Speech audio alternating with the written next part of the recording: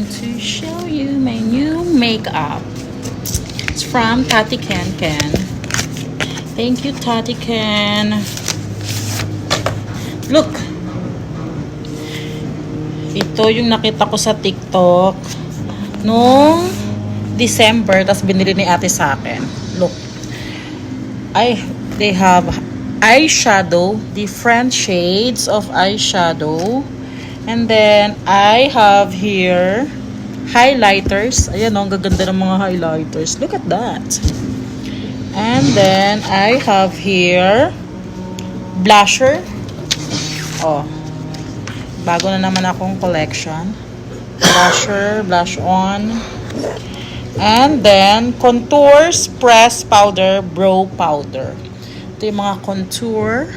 Then, press powder ito sa brow powder sa kilay. Po pwede yan.